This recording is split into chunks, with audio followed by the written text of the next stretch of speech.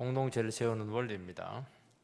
건축을 하면 세 가지가 필요합니다. 기초가 있어야 되고 건축 재료가 아주 중요하죠. 세 번째는 준공검사를 통과해야 됩니다. 기초가 부실하면 건물을 그 위에 세울 수가 없고 세우더라도 허물어집니다. 기초가 튼튼하더라도 그 위에 세우는 건물의 그 재료가 대단히 중요합니다. 철근을 제대로 넣지 않거나 소금기 있는 그 모래를 쓰면 건물 지나도 전부 다 금이 다 가는 겁니다. 부실공사죠. 기초가 확실해야 되고 제대로 된 건축 재료를 써야 되고 그렇게 해서 건물 세워서 준공검사를 통과해야 됩니다. 교회 공동체를 세우는 것도 마찬가지예요. 기초가 중요하고 재료가 중요하고 그리고 하나님의 그 준공검사에 통과해야 돼요. 공력으로 시험을 하게 될 때 불타 뿌리면 안 됩니다. 남아 있어야 돼요. 교회의 기초는 오직 예수 그리스도밖에 없습니다. 예수님만이 유일한 구원자. 부처님 이런 말 하면 안 돼요. 예수님만이 하나님의 아들로서 인간의 근본 죄를 해결하고 하나님께로 나가게 할 수 있는 유일한 길이 되시기 때문입니다. 예수님을 메시아 하나님 아들 그렇게 하지 않고 혁명가라는 둥, 민중의 대표자라는 둥, 여성 해방주의자라는 둥 이렇게 하면 이제 이거 기초가 잘못된 거예요. 이거는 반드시 허물어지는 겁니다. 해방시나 민중시나 이런 것들은 전부 다 그 사이비예요. 교회는 말씀의 재료로 세워져야 됩니다. 말씀의 재료. 다른 거 세우면 안 돼요. 세상 지혜, 철학, 세상 축복, 인간의 열정, 전통 이런 거 반드시 그 부실 교회가 될 수밖에 없습니다. 우리나라의 제일 대표적인 교회를 제가 비판할 마음은 없지만은 삼박자구원, 예수 믿고 물질 축복받고 건강 축복받자. 그거 저는 부정하잖아요. 또 그렇게 됩니다. 요한 2서에 나와 있죠. 근데 지형서 받고 하나님 자녀가 되는 이 영혼구원의 그 차원을 물질 축복하고 건강 축복하고 같은 동률에 두는 것은 잘못된 겁니다. 예수님께서 주시는 그 기본적인 거, 핵심적인 게 있는데 예수의 기초가 굉장히 지금 혼합되어 있어요. 그래서 이 잘못된 기초 때문에 건축이 잘못되고 있어요. 기복적인 축복 신앙과 맞불려서 교회의 세속화를 불러온 것을 우리는 부인할 수가 없어요. 교회는 뭐냐? 오직 예수 그리스도라고 하는 그 기초 위에 하나님의 말씀이라고 하는 재료에 의해서만 세워져야 된다는 것이 오늘 고린도전서에서 우리에게 주신 말씀인 것입니다. 첫 번째는 은혜로 부름받은 사도입니다. 10절 상반절 말씀을 읽어보면 내게 주신 하나님의 은혜를 따라 내게 지혜로운 건축자와 같이 틀을 닦아두매. 사도는 스스로를 지혜로운 건축자로 틀을 닦는 사명을 받았다고 합니다. 이 사명의 근거가 뭐냐? 내게 주신 하나님의 은혜다 그렇게 말합니다. 그러니까 바울은 자기가 사도 직분을 받은 것을 은혜라 그렇게 이야기를 합니다. 은혜. 그러니까 바울은 구원받을 때도 은혜로 받았어요. 사도 직분을 받을 때도 은혜로 받았습니다. 바울은 구원과 동시에 대개는 우리는 구원받고 나서 한참 후에 사명 받거든요. 근데 바울은 구원받자마자 사도직이라고 하는 이방인 사도직이라는 소명까지 같이 받게 돼 아주 특별한 케이스입니다. 되게 그런 사람 없어요. 바울이 왜 이렇게 빨리 소명을 받게 됐냐 그렇게 하면은 이 사람은 준비가 잘 되어 있기 때문에 그렇게 한 겁니다. 구약에 대해서 정통하고 신학에 대해서 정통하고 다 알고 있는 거예요. 근데 하나를 몰랐죠. 은혜를 몰랐던 겁니다. 은혜를 아는 순간 싹 풀리게 되고 그 순간 다 풀려버렸어요. 그리고 하나님 나라가 지금 굉장히 바울의 그 손이 필요했기 때문에 하나님 나라가 그 필요가 긴급했기 때문에 하나님께서는 바울을 바로 소명을 주었습니다. 바울은 자기 자신은 죄인의 개수요 교회 핍박자로 정말 구원받은 것만 해도 감지덕지 놀라운데 이방인의 사도직분까지 받았으니 이 은총을 어떻게 감당하리요? 그래서 늘 감격을 했습니다. 너무 은혜가 크다 보니까 막 그냥 복음의 최전선에서 주님의 사역을 막 쭉자사자 감당을 했죠. 그 인류 역사상 바울처럼 헌신적인 종은 없었습니다. 너무 위대한 종이죠. 하나님께서 소명자로 부른 것은 특권이지만 책임이 대단히 큽니다. 왜냐하면 하나님의 종으로 소명자로 부름받았다고 하는 것은 이 사람은 자기 일을 하는 사람이 아니에요. 부르신 자를 위해서 일을 감당해야 하는 것입니다. 그래서 부름받은 종들, 소명자들은 항상 그 무슨 일을 할 때 한 가지를 해야 됩니다. 왜 내가 부름받았는가 하는 거죠. 내 일을 하기 위해서 하는 게 아니죠. 직장에서 부름받은 사람들이 있는데 직장 가가지고 딴 거 하면 자기 일 하면 안 돼요. 쫓겨납니다. 사장님께서 원하시는 일을 해야 되는 것이죠. 우리도 마찬가지예요. 주님께서 우리를 불렀으면 주님이 하려고 하는 그 일을 해야 됩니다.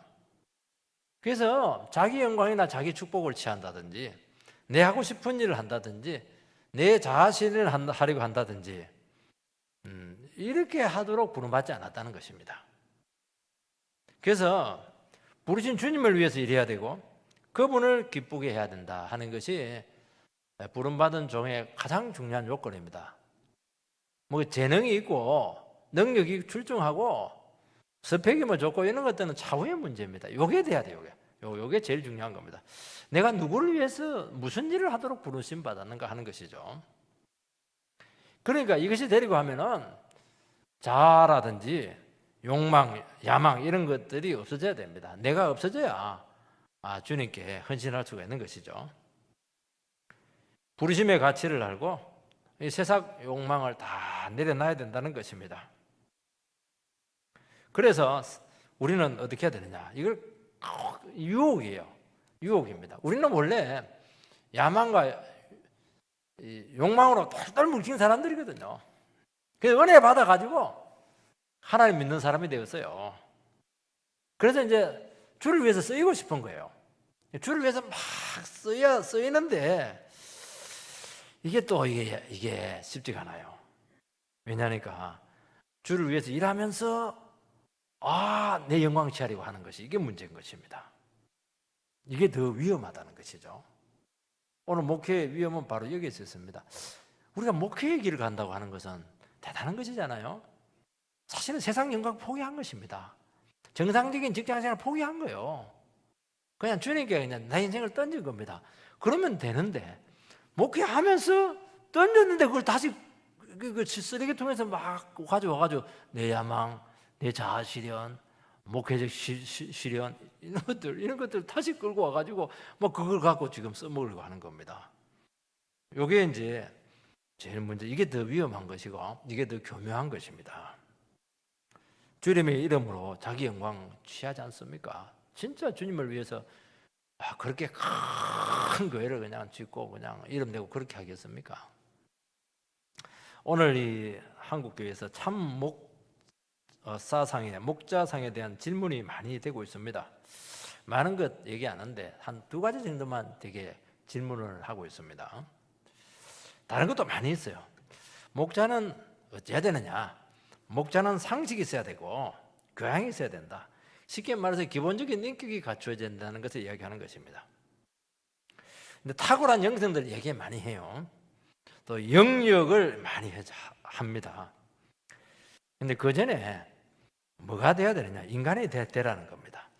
그래서 늘 얘기하는데 신학교 가면은 표가 몇 가지가 있어요. 제일 1번이 뭐냐? 인간이 되라. 그 다음에 두 번째가 성도가 되라. 세 번째가 목사가 되라. 일단 인간이 되라. 그 다음에 성도가 되라. 그 다음에 목사가 되라. 굉장히 중요한 겁니다. 그 두 개는 안 돼 있고 뒤에 것만 자꾸 하려고 하는 겁니다. 능력 받아가지고 크게 해서 영광 받고 이렇게 하려고 하는데 그거 잘못됐다는 거예요. 왜냐하니까 뭐 능력이 출중하다고 그런데 행동하는 거 보면 이게 상식이 합니다. 교양도 없어요. 막 그냥 인간이 돼야 되는데 말이죠. 인격과 삶이 동반되지 않는 그런 설교나 가르침을 하기 때문에 자꾸 말씀의 권세가 떨어지고 있는 것입니다. 다 알거든요, 사람들은. 저 목사님 자기를 안 하면서 말이지 남한테 강요한다고, 저 싹군이라고 그렇게 하는 겁니다. 그 순간 그 사람의 생명 끝나는 거예요. 너무 중요한 문제입니다, 이것은. 이것과 싸워야 되는 겁니다. 이거 싸우는 게 그냥 되겠습니까? 진짜 자기를 숨기면서 되겠습니까? 안 되는 거예요. 자기가 완전히 없어져야 이게 가능하다는 거예요. 그러니까 주님께서 실험을 하겠다는 겁니다. 네가 지금 이게 지푸라기로 지금 네 공력을 쌓았냐, 아니면 이제 보석으로 쌓았냐, 그 얘기하고 있는 것입니다. 또 하나는 뭐냐니까 목회 성공에 대한 유혹에서 자유로워야 됩니다. 성도의 삶과 영적 형편을 살피고 인격과 삶을 질적으로 향상시키는 이것 이상 이하가 돼서도 안 된다는 것입니다. 여러분, 교회는 참 놀라워요. 교회는 이게 성령이 살아계시는 생명의 공동체지 않습니까? 생명이라고 하는 것은 병이 들면 이게 안 커요. 애들도 병치레 많이 한 애들은 약해요. 잘 안 커요. 근데 잘 먹고 잘 자고 아주 토실토실한 애들 같은 경우에는 아주 가만히 둬도 잘 커요. 이 교회를 건강하게 만들어야 돼요. 병들지 않도록 말씀과 성령으로. 그러면 자연스럽게 교회는 자라게 되어 있습니다. 농사를 지어보면 알지만요, 우짜란 거 좋지 않아요. 어떤 경우는 뭐 막 키가 막 팍 자라 있어. 태풍만 오면 싹 없어집니다. 그게 정상적으로 튼튼하게, 기초가 튼튼하고 줄기도 튼튼하고 이렇게 자라야 그게 열매를 맺고 알곡을 맺히는 것입니다. 그래서 항상 동기를 점검하고 내가 무엇을 위해서 사역하는가, 내가 무엇을 위해서 이 봉사를 하는가 하는 것을 질문을 해야 된다는 것입니다. 순수한 영혼에 대한 관심인가, 그의 본질에 대한 회복인가, 무작정 키우려고 하는가, 이것은 분별이 잘 안 되고 이것은 시간이 많이 걸려요. 그래서 주님께서는 지켜본다는 거예요. 지켜봐서 내가 검사를 하겠다는 겁니다. 검사는 미리 안 하거든요. 다 끝나고서 검사하는 거예요, 이게. 그래서 불로 탁 이렇게 태워가지고 타버리는 것은 안 되는 거예요. 남아있는 거, 불 가운데서 남아있는 거, 이것은 내가 인정해 주겠다는 것을 이야기하는 것입니다. 그래서 이것을 좀 질문해라, 그렇게 말씀을 하고 있습니다. 두 번째는 교회의 기초를 잘 닦아야 됩니다. 10절 11절 말씀을 보면 내게 주신 하나님의 은혜를 닦아 내가 지혜로운 건축자와 같이 틀을 닦아두매 다른 이가 그 위에 세우나 그러나 각각 어떻게 그 위에 세울까 조심할지니라. 이 닦아둔 것 위에 능히 다른 틀을 닦아둘 자가 없으니 이 틀은 곧 예수 그리스도라. 사도는 자신의 사명을 기초를 닦는 것으로다, 그렇게 규정을 합니다. 여러분, 지혜로운 건축자는 되는 대로 집을 짓지 않습니다. 기초 닦다 보니까 기둥이 필요하네, 기둥 올려놓고, 기둥 하다 보니까 벽이 필요하네, 벽 올려놓고, 벽 하다 보니까 지붕이 필요하네, 그렇게 하지 않아요. 전체 그림을 가지고 조심스럽게 접근을 하죠. 왜냐하니까 건물은 한번 세워지면 고칠 수가 없어요. 그게 문제입니다. 뭐 사업도 실패할 수가 있죠. 돈도 잃을 수가 있어요. 건강도 잃을 수가 있어요. 그래서 다시 회복할 수가 있습니다. 인생은 다시 회복이 안 되는 거예요. 인생은 삼시세판, 이게 없어요. 교회는 잘못 세워지면 되돌릴 수 없습니다. 공격이 나타나고 그냥 깨버려야 돼요. 안 돼요. 건물은 정확한 필요에 따라서 모든 것을 고려해서 가장 효율적으로 용도에 맞게 지어져야 되는 것입니다. 그래서 설계가 굉장히 중요해요. 설계. 설계도에 따라서 기초를 닦고 설계도에 따라서 세워져야 되고, 견적, 제가 건축을 하니까 견적 이 얘기 굉장히 많이 하던데, 견적을 갖고 막 이것저것 비교해가지고 최적화를 딱 만들어야 돼요. 이거 기도 많이 해야 됩니다. 돈은 돈대로 두고 나중에 부실 공사 해놓으면 그거 정말 허물 수도 없고 두고 골칫거리가 되는 겁니다. 사도의 주 임무는 이방인에게 복음을 전하는 전도자의 사명이었고, 그리고 교회를 가는 곳마다 세우는 것이었습니다. 복음을 전하고 은혜 받은 사람들이 함께 모여서 교회를 세우고, 이것이 바울 사도가 했던 주 사역이었습니다. 여러분, 틀을 닦고 기초를 세우는 일은 어려워요. 시간이 오래 걸리고 알아주는 것도 아닙니다. 바울 사도는 이것을 했다는 겁니다. 어떻게 보면 건물 올리는 것도 쉬울 수가 있어요. 이 터가 참 어렵습니다. 기독교의 창시자가 누구냐? 하는 논란이 신학적으로 많이 일어났습니다. 예수님께서는 종교를 만들 생각이 전혀 없었다는 거예요. 그런데 바울이라고 하는 인물이 나타나가지고 그냥 기독교를 만들어냈다. 그게 바울을 기독교 창시자다, 그렇게 주장하는 사람들이 있습니다. 그렇지가 않아요. 바울은 발명자가 아니죠. 왜 아니냐 하면은 예수님의 십자가와 부활이 이 주장을 다 일축을 합니다. 주님께서도 마태복음 16절 보면 베드로에게 너는 나는 누구라 생각하냐? 주는 그리스도시요 살아계신 하나님의 아들이십니다. 바요나 시몬아 어찌 네가 그걸 알았냐? 이걸 가르쳐 주신 분은 하나님의 하늘에 계신 아버지가 가르쳐 주었다. 너희의 고백 위에 교회를 세우리라, 그렇게 했죠. 주는 그리스도시요 살아계신 하나님의 아들이십니다. 그 고백 위에 교회가 세워지는 겁니다. 사도들의 고백 위에 세워지는 것입니다. 그래서 사도는 개성이 되지 않아요. 가톨릭은 잘못된 겁니다. 베드로부터 1대 교황, 2대 교황 이렇게 나오는데 그렇지가 않아요. 사도는 일회용으로 끝나는 거예요. 사도들의 고백 위에 주는 그리스도시요 살아계신 하나님의 아들이라고 하는 것은 베드로가 대표성을 가지기 때문에 전 사도들의 고백인 것입니다. 이 고백 위에 교회가 세워지는 것이죠. 여러분, 인간의 열정이라든지 세상 축복이나 원리나 철학이 아닙니다. 돈으로 안 돼요. 자기 은하 공로, 이데올로기, 율법으로 안 돼요. 주님의 능력과 공로와 그 구원 사역 위에 세워졌다는 것입니다. 여러분, 그래서 우리는 교회를 세우기 위해서는 뭘 알아야 되느냐 하면은 주님의 죽음에 대해서 분명해야 돼요. 주님의 죽음은 한 청년의 평범한 죽음이 아닙니다. 죄인을 구속하기 위해서 육신을 입고 이 땅에 오셔서 죽으셨습니다. 이 대속의 죽음이 영원한 것은 이분께서 하나님의 아들의 신분을 가지고 계시기 때문입니다. 이 구원이 확실한 것은 이분께서 죽음의 권세를 이기고 부활했기 때문입니다. 그래서 그분을 믿음으로 고백하게 될 때 100% 성령이 우리에게 내주하시게 되고, 기도할 때마다 주님의 이름을 부를 때마다 주의 이름을 부르는 자는 구원을 얻으리라. 구원이 나타나요. 성령의 역사가 나타나는 겁니다.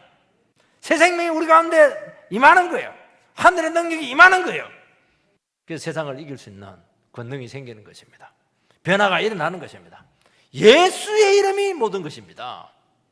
다른 거 자꾸 끌어들이고 그렇게 하면 안 돼요. 우리 교회는 뭐 이것도 필요하고 저것도 필요하고 뭐 예수님 외에도 막 다른 거 필요한 게 많습니다. 그건 부수적인 겁니다. 이것이 뭐냐? 이게 사도가 닦은 교회의 기초였습니다. 바울의 신학이 이신칭의 교리거든요. 이신칭의가 뭐냐니까 믿음으로서만 의롭게 된다는 것입니다. 사도가 이방인을 전도를 하고 교회를 세우는 이 과정에서 에베소서에 보면 특별히 하나님께서 바울에게 주신 구원 경륜이다, 그렇게 합니다. 계시로 주신 구원의 비밀이다 하는 것입니다. 이게는 바울에게만 주신 아주 특별한, 아주 놀라운 구원론이죠. 구원은 오직 믿음으로만 받는다는 것입니다. 율법의 행위라든지 할례라든지 인간의 노력이나 자랑이 아닙니다. 전적으로 주님의 공로인 것입니다. 주님의 십자가와 부활 외에는 어떤 것도 기초가 될 수가 없습니다.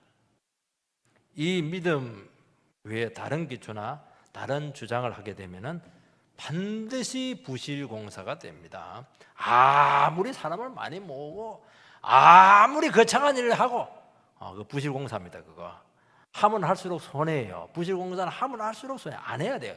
깨버려야 돼요. 여러분, 이 신앙 고백이 불분명하면은 특징이 뭐냐? 성령 역사하잖아요. 우리가 예배 때마다 뭘 고백합니까? 사도신경을 고백하잖아요. 사도들의 고백이잖아요. 신앙 고백을 하지 않습니까? 이게 대단히 중요한 겁니다. 그래서 여러분들이 교회를 갈 때마다 사도신경을 고백하느냐, 고백하지 않냐는 것은 교회를 정하는데 대단히 중요한 거예요. 이거 고백하지 않으면 신앙을 저는 예수를 안 믿는다까지는 얘기하지는 않아요. 그렇지만 고백이 불분명한 겁니다. 불분명하면 구원이 불분명하게 나타나는 거예요. 성령이 불분명하게 나타나는 거예요. 그거는 부실한 공사예요. 그거는 이 고백이 분명해야 돼요. 우리가 주님이 주신 말씀으로만 세운다. 이런 고백이 불분명. 말씀 갖고 안 되던데. 인간의 그런 열정도 필요하고 뭔가 세상적인 그 재료들이 많이 필요해. 그러면 부실공사예요. 틀림없습니다. 빨리 되는 것 같죠? 당연히 빨리 되죠. 콘크리트로 세우는 것보다야, 돌로 세우는 것보다야 나무로 뚝뚝 하면 빨리 세워지죠. 싹 타버려요, 나중에. 은혜가 사라집니다. 구원은 나타나지 않아요. 사람 변화되지 않아요. 막 활동만 해요. 활동만 막 일어나요. 대단한 일을 하는 것 같은데 전부 다 불태워집니다. 사도는 자기 자신이 받은 은혜를 따라 지혜로운 건축대가 되었다고 고백하고 있습니다. 바울이 이제 갈라디아서를 썼는데요. 갈라디아 교회에서 바울이 바로 이 복음을 가지고 교회를 세웠는데, 유대교를 믿는 거짓 교사들이 내려와 가지고 믿음만 갖고 안 되고 할례도 해라는 겁니다. 그래서 그걸 반박하기 위해서 갈라디아서를 썼죠. 그때 바울이 뭐라고 주장하냐니까, 내가 주장한 믿음 외에 할례를 더 추가하게 되면 복음의 기초가 무너지게 된다는 겁니다. 그렇게 할례를 하고 싶고 자랑하고 싶냐 그럼 잘라버리라. 우리 같이만 하면 정말 좀 험악한 말인데 얼마나 화가 났든지요. 가위로 잘라버려. 그렇게 자랑하고 싶어? 잘라버리라. 안 되는 거예요, 안 되는 거예요. 복음의 기초가 무너지는 것입니다. 오직 믿음 외에, 오직 말씀 외에 다른 것을, 오직 은혜 외에 다른 것을 쓰게 되면 어떻게 되느냐? 신앙의 자유가 없어지는 것입니다. 누구든지 하나님 앞에서 우리는 자유자입니다. 예배의 자유, 양심의 자유. 이것처럼 위대한 게 무엇입니까? 여러분, 기독교는 뭐냐? 기독교는 축복의 종교지만은요, 훨씬 더 중요한 게 뭐냐? 자유의 종교입니다. 자유의 종교. 기독교는 어떤 것도 우리를 억압하지 못해요. 여러분, 교회가 아무리 작아도요, 큰 교회가 와가지고 이러쿵저러쿵 못해요. 교회는 아무리 작아도 아주 그의 그 독특한 자유를 가지고 있는 거예요. 우리 양심은 어느 누구도 구속하지 못해요. 왜냐하니까 나는 주님 앞에서 양심을 찾은 사람이거든요. 오직 믿음으로만 나를 지킬 수가 있는 것입니다. 그런 것이 그분에게 나가서 은혜 받고 부유함을 누리고 생명을 얻을 수 있는 유일한 방법은, 나는 아무 자격이 없지만은 예수의 공로에 의지해서 나갑니다. 그 믿음 외에는 아무것도 필요하지 않아요. 돈도 필요하지 않고 내 열정도 필요하지 않고 내 노력과 수고도 필요하지 않고 종교 행위도 필요하지 않아요. 오직 믿음으로만 우리는 얻을 수가 있는 것입니다. 여러분, 유대교가 하나님을 얼마나 잘 믿었어요. 정말 놀랍죠. 그런데 유대교가 영혼을 살리지 못하고 억압의 종교로 전락을 했습니다. 그래서 예수님께서 왔을 때 주 비판 타겟가 유대교였습니다. 왜냐니까 이들은 믿음 외에 장로들의 전통과 인간의 유전을 막 섞어놨어요. 쉽게 말해서 말씀 받고 안 되고 종교 행위를 잘 해야 된다, 이렇게 한 겁니다. 종교 행위 많잖아요. 금식, 11조, 안식일, 이거 자체는 굉장히 귀한 것이지만은 아니요, 믿음하고 섞으면 안 돼요. 이거는 그냥 믿음으로 살아가는 한 방편인 것이지 이것이 주 메뉴가 아니라는 거예요. 그래서 종교 행위를 하면 할수록 놀라운 일이 생기는데 하나님과 점점 멀어졌어요. 여러분, 기독교는 종교 행위가 아닙니다. 오직 예수 한 번 붙들고 가는 거예요, 그냥. 그러면 종교 행위가 나오게 돼 있는 거예요. 형식적, 외식적 종교가 되어서 도리어 자기 공로를 자랑하고 다른 영혼을 판단하는 아주 교만한 종교로 전락을 하게 된 것입니다. 왜냐하니까 인간이 들어가기 때문에 그렇게 하는 겁니다. 기독교는 철저히 인간을 배제하는 겁니다. 인본주의를 철저히 배제해야 돼요. 오직 예수밖에 없습니다. 여러분, 로마 가톨릭은 믿음 외에 인간의 공로를 많이 섞었습니다. 고행도 해야 된다고 하고요, 선행도 한다고 해야 되고요, 마리아도 필요하고 성인들도 필요하고 종교적인 열심도 필요하다는 거예요. 그러니까 요즘 가톨릭에 대해서 정말 성당에서 그 구원이 있을 수 있을까? 구원의 문이 딱 닫혀버렸어요. 참 신기해요. 여러분요, 인간의 공로와 노력이 1%만 딱 추가돼도요, 천국 문이 팍 닫혀버린다. 천국 문을 열 수 있는 방법 오직 예수밖에 없어요. 예수만 붙잡아요, 예수만. 그리고 구원의 문만 닫히게 됩니까? 아니에요. 미신적인 종교로 변질이 됩니다. 얼마나 미신적인지 몰라요. 교만과 정오와 오류와 무지가 그 자리를 대신하게 되게 된 것이고, 그 결과 중세 암흑 천년에 그런 어두운 기가 찾아오게 된 것이 왜냐? 교회에서 예수 외에 다른 인간의 공로를 섞었기 때문에 그렇다는 겁니다.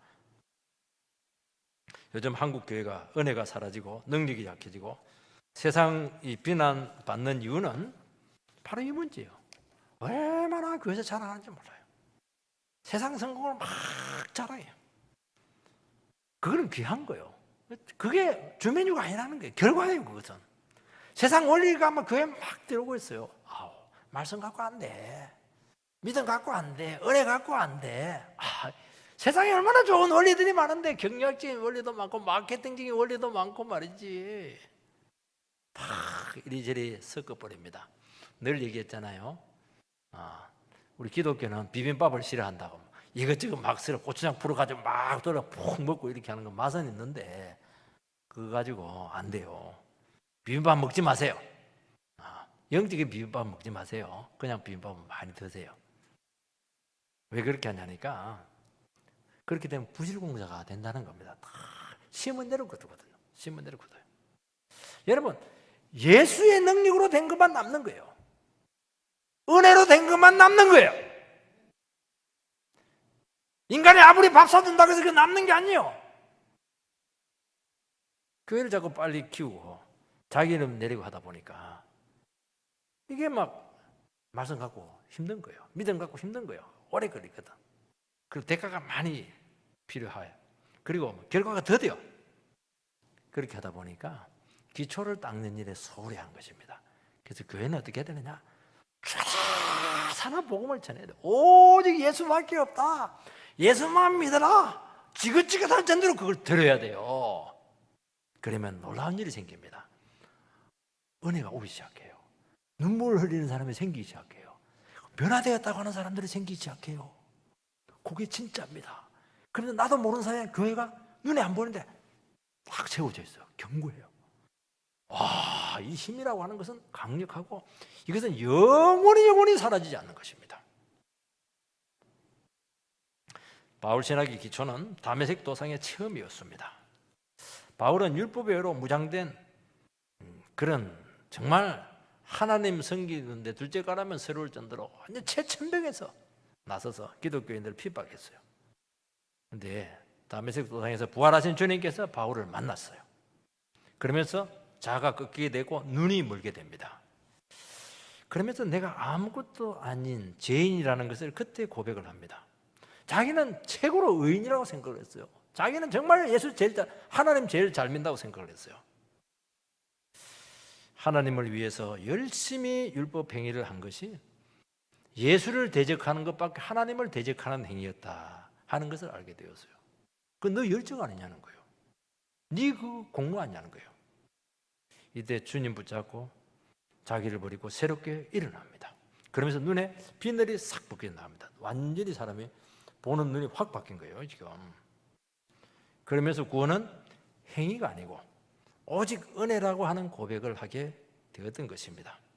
여러분, 이것을 잊어버리면 교회는 변질되고 축복은 사라지고 인간의 탐욕과 자랑이 그 틈을 파고들게 될 줄 믿습니다. 그래서 우리가 복음 가운데서 계속 나는 아무것도 아닙니다.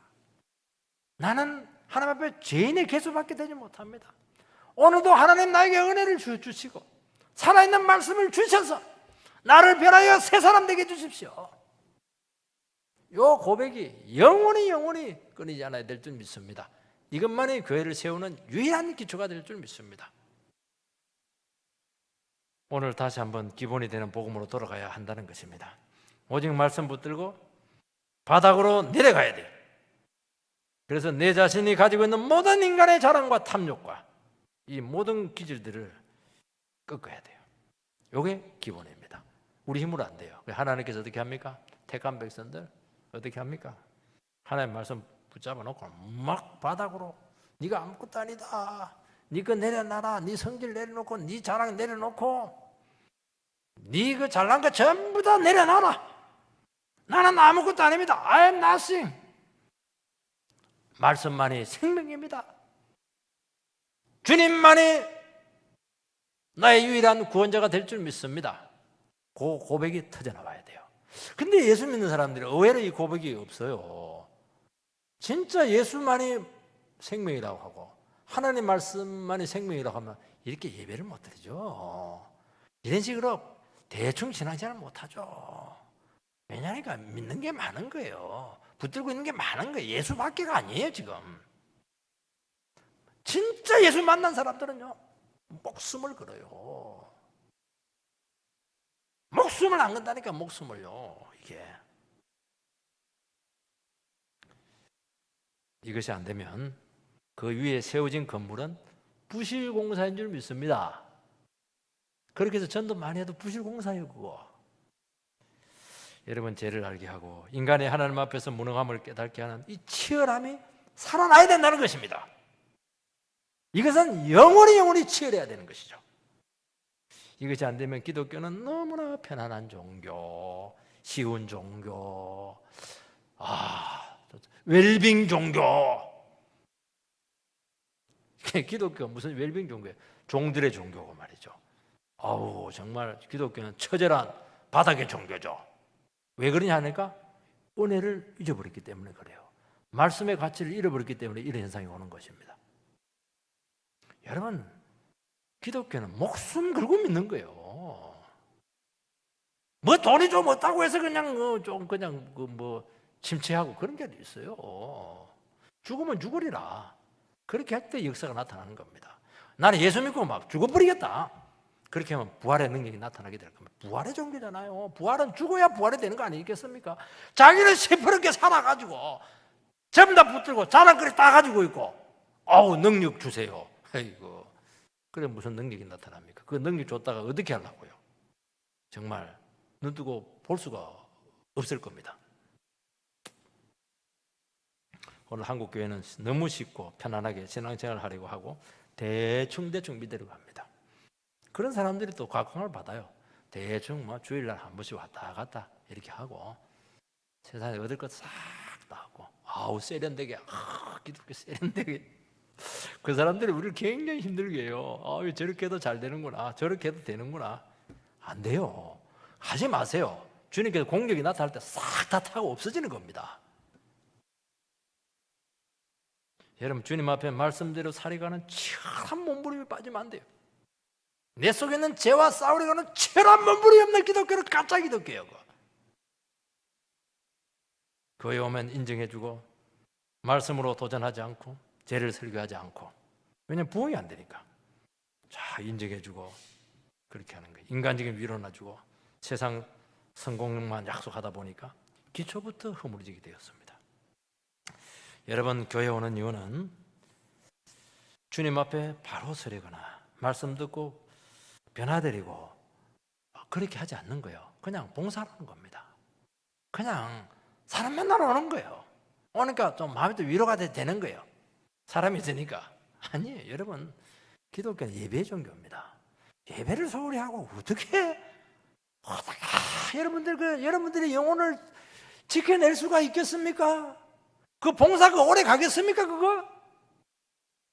주님 앞에, 말씀 앞에 날마다 깨지지 않고, 날마다 나의 의를 그냥 주님 앞에 십자가에 못 박지 않고 내가 펄펄 살아가지고 영혼 죽이지, 어떻게 영혼을 살 수가 있겠습니까? 안 되는 거예요.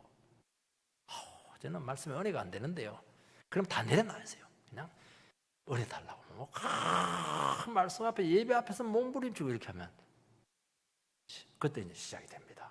그때부터 역사는 새로 시작되는 거예요. 지금까지 신앙생활을 했던 그것을 깨버리세요.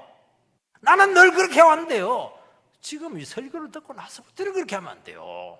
싹 깨버리고, 하나님, 내가 주님 말씀 앞에 치열함이 없네요.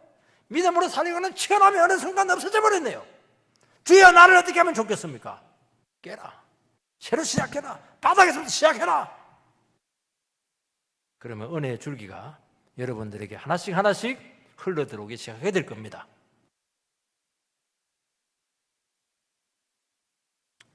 기본으로 돌아가야 돼요. 여러분, 사업이나 식당에서 성공하시는 분들은 그 사람들도요, 그냥 되지 않아요. 무서운 시행착오를 겪으면서 바닥까지 내려가 가지고 어떤 아이템을 다 개발합니다. 식당이라고 하면 흉내낼 수 없는 특별한 그 식당만 가지고 있는 맛을, 그 비법을 터득을 하면 그때부터는 막 무조건 되게 돼 있는 거예요. 왜냐하면 이것은 다른 데서 흉내를 못 내거든요. 여러분, 흉내 낼 수 있는 것은 이거는 아니에요. 그거는 누구나 할 수 있는 게 그거 가지고 성공 못 해요. 오늘 교회가 세상에 있는 것을 끌고 와서 그것을 가지고 막 교회를 세우려고 해요. 세상에 있는 건데, 세상 사람들이 더 잘하는 건데 그걸 가지고 교회에서 그 써먹으려고 그렇게 한다는 거예요. 그거 너무너무 진부하죠. 그렇게 안 오는 거예요. 세상 사람들이 교회 올 필요가 없는 거예요. 세상에 더 좋은 게 많은데요. 세상에 없는 독특한 맛이 나야 될 줄 믿습니다. 은혜는 세상에 없잖아요. 복음은 세상 사람들이 낼 수 없는 소리지 않습니까? 겸손의 원리는 세상은 몰라요. 말은 있어도 겸손은 몰라요. 하나님의 말씀이 열리는 거 어떻게 세상 사람들이 알 수가 있겠습니까?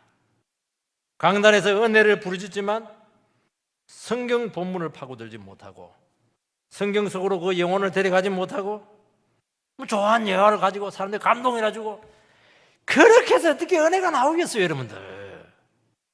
그 단단한 안반을 뚫고 들어가야죠. 드릴로 뚫고 들어가서 깨버려야 되죠. 광맥을 찾아야죠.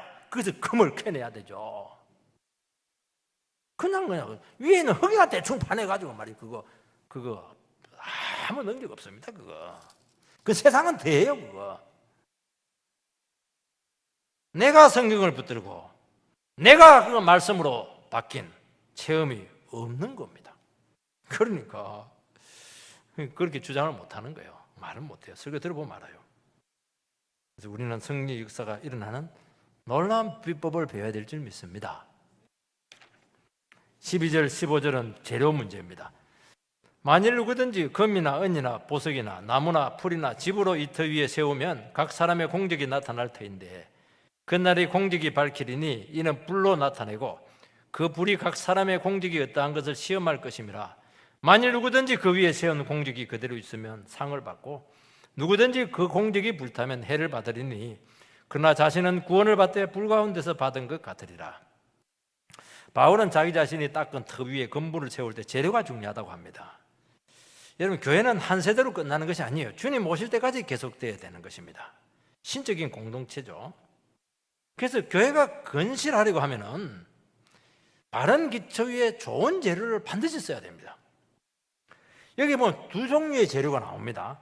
금과 음과 보석이 있고 나무와 풀과 짚이 있어요. 이거는 불에 타느냐 타지 않느냐는 것으로 구분될 수가 있습니다.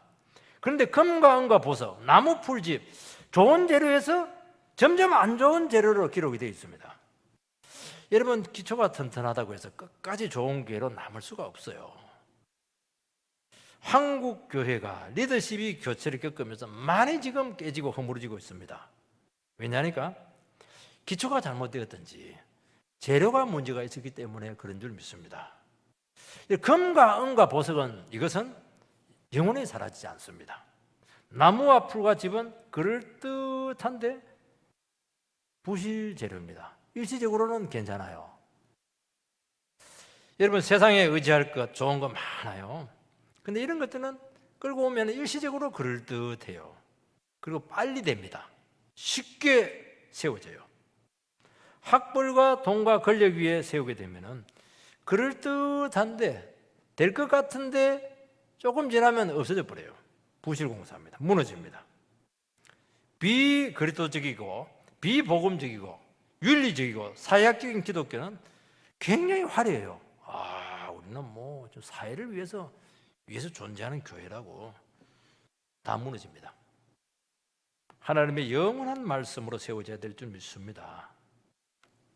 제가 어린 사역을 할 때 정말 열정 하나로 가라 하면 두 번째 가라면 서러울 정도로 정말 목숨 걸고 어린이들을 교회로 끌고 왔어요. 애들은요, 친구 관계에서 가지고 엮고 오면 줄줄이 사탕을 봐요. 막 고구마처럼. 문제는 많이 모아놨는데 이게 뭐 변화는 없고 도저히 공동체가 만들어지지 않았어요. 오면 막 설교하고 막 싸우고 우장창하고 막 욕하고 말이지. 도대체 이게 교회가 안 되는 거예요. 주일학교 안 되는 거예요. 모래아래입니다. 모래아래야 뭐 반짝 좋지만 이게 인간 모래아래는 이게 정말 골치 아파요. 에너지는 엄청 쏟아붓고 떡볶이도 많이 해주고 이랬는데 질적인 변화는 없고 성령의 고통도 없고 정말 영적인 이런 부분들이 나타나지가 않았어요. 정말 고민하였습니다. 그때 이제 무슨 질문을 했냐니까 과연 어린이를 그냥 많이 데려오는 것이 진정한 부흥이냐. 그래서 결단했죠. 이제부터는 수적인 부흥을 내려놓고 인간적인 열정을 내려놓고 이들에게 한 명이라도 좋다. 말씀을 제대로 전가하고 어린 영혼들이지만 은혜 받게 하자. 이 방식으로 완전히 전환을 했습니다. 근데 놀라운 일이 생겼어요. 사람들은 그렇게 많이 안 모일, 애들은 안 올 때도 많은데 그때부터 말씀이 역사를 했고 이상하게 저는 그 신기한 게 뭐냐니까 아이들이 설교 듣고 은혜 받을 수 있는가 회개할 수 있는가 이게 쾌한 질문이었어요. 아니었어요. 한 명, 두 명 은혜를 받기 시작해요. 고백을 해요. 돌아와요. 이거구나 이거구나 이거. 눈에 보이지는 않지만 뭔가 조금씩 만들어지고 있다는 것을 알게 될 것입니다. 저의 목회자로는 이때 만들어지게 된 것입니다. 우리 능평교회를 보시기 바랍니다. 눈에 별로 안 보이는 것 같은데 뭔가 조금씩 만들어지는 게 있을 거예요. 이때 비법을 터득한 거예요 이게. 여러분 원리를 세우고 정체성을 정립하는 것은 쉽지 않아요. 교회를 무엇으로 세울 것인가 하는 것은 대단히 중요하고 생명을 좌우하는 것입니다. 인간의 열정, 인간의 방법이 아니에요. 그게 불필요하다는 게 아니에요. 이게 주메뉴가 아니라는 거예요. 세상의 재료를 철저히 거부해야 됩니다. 어디 경영학적인 원리를 가져오고요. 여러분 교회야말로 정말 비경영학적입니다. 정말 비효율적인 집단이에요. 한 사람을 위해서 그냥 엄청난 낭비를 해요. 세상에는 있을 수가 없죠. 그건 제껴버리죠. 왜냐하면 영혼이 귀하니까요. 어떻게 세상 훈련 방식으로 진정한 변화를 가져올 수가 있겠습니까? 내비둬요. 말씀 듣고 은혜 받고 나오라는 거예요. 각자 알아서.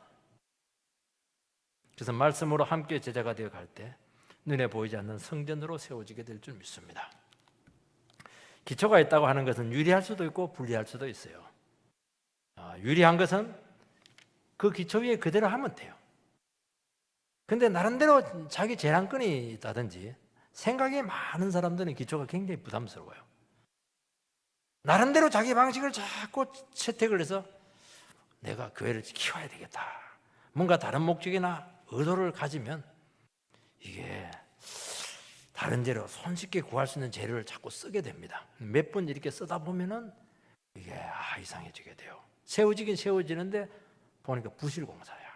나중에 나무와 풀과 짚으로 세우게 되는데 재료는 쉽게 구할 수 있고 싼데 가치가 없습니다. 금과 은과 보석은 구하기 어렵고 값이 비쌉니다. 값이 비싸다고 하는 것은 대가를 많이 지불하는 것입니다. 여러분 살아있는 하나님의 메시지를 끄집어내리고 하면은 아까도 얘기했잖아요. 강부처럼 갱도를 막 파고 들어가야 돼요. 답답하고 숨 막히는 그 어두운 곳으로 장시간 수고를 해야 되는 것입니다. 원석을 캐낸다고 돼요? 원석을 캐서 재련 과정을 거쳐야 되는 것입니다. 그거 갖고 되겠습니까? 아니죠. 기술적인 세공 과정을 거쳐야 되는 것입니다. 그러면 어떻게 되느냐? 양이 요만큼 나와. 양도 많지도 않고 너무 작기 때문에 성이 안 차는 거예요. 그러나 이것만이 진정한 성전에 데려가 될 줄 믿습니다. 영원히 무너지지 않는 공동체로 세워질 수 있는 유일한 비결이라고 말씀하고 있는 것입니다. 주님께서 말씀했어요. 날 공적으로 반드시 내가 나타나게 될 때 불에 타지 않아야 된다는 것입니다. 이 공적이 뭐죠? 환난이 될 수도 있고 위기가 될 수가 있고 심판대 앞에 서야 될 때라고 말씀하고 있는 것입니다. 그때까지 변질되지 않을 자신이 있냐는 거예요. 그때까지 가치를 추구할 수 있는 그런 자신이 있냐는 것이죠. 오직 믿음으로 한 것, 말씀으로 세워진 것, 성령으로 한 것 외에는 전부 다 불타고 없어지게 될 겁니다. 흔적도 없이 사라지게 될 것입니다. 자기를 믿지 말고 세상 지혜에 의지하지 말고 오직 성경 속에 있는 부활을 캐내시기 바라고 진정한 성전이 세워지게 되시기를 바랍니다. 세워지기만 하면 거기서 재용서, 회복, 생명, 부흥 별의별 역사들이 나타날 줄 믿습니다. 그런 위대한 비전을 가지게 되기를 주의 이름으로 축복합니다.